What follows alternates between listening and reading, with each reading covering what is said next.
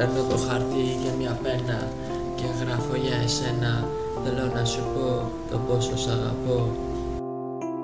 Είσαι ο άγγελος μου κι εγώ ένα παιδί. Κάνω μια ευχή να με βρεις πάνω στη γη. Να σε φυλάω με πάθος για να μην μείνω μονάχος στη γαμημένη ζωή που είμαστε διαλυμένοι στην ψυχή. Έχω πληγές από πολλές που με φλόμωσαν με ψέμα. Μα εγώ περιμένω εσένα να με βγάλεις απ' τη δυσκολία αυτή τη στιγμή που μας είχα ονειρευτεί μαζί. Μόνο με αγάπη να περάσουμε τη ζωή, γιατί είναι μικρή. Πρέπει να χαρούμε την κάθε μας στιγμή χωρίς υπερβολή.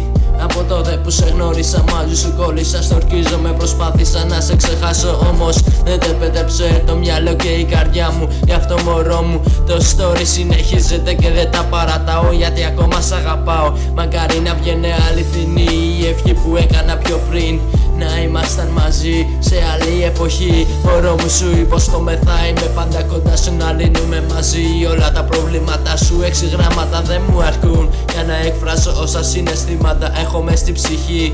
Αν μ' αφήσεις να ξέρεις θα πεθάνω, δεν θα ξέρω τι να κάνω. Μακριά σου δεν περνά μια ολόκληρη ζωή στοιχειωμένη σε κλουβί.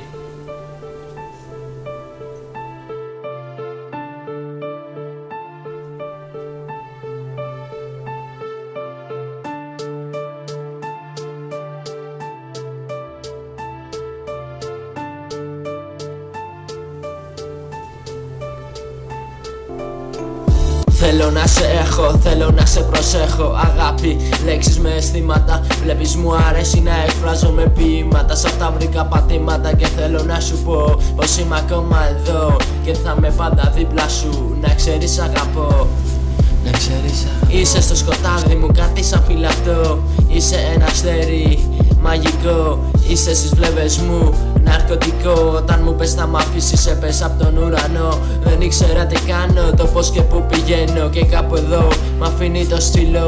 Αγάπη μου γλυκιά θέλω να σου ευχηθώ. Όνειρα γλυκά μακάρι τώρα να σου να στη δικιά μου αγκαλιά. Το ξέρεις αγαπώ, δεν έχω τι να πω. Αυτή η λέξη είναι στη ζωή μου σημαντική. Και κάτι τελευταίο μικρή μου, σε αγαπώ.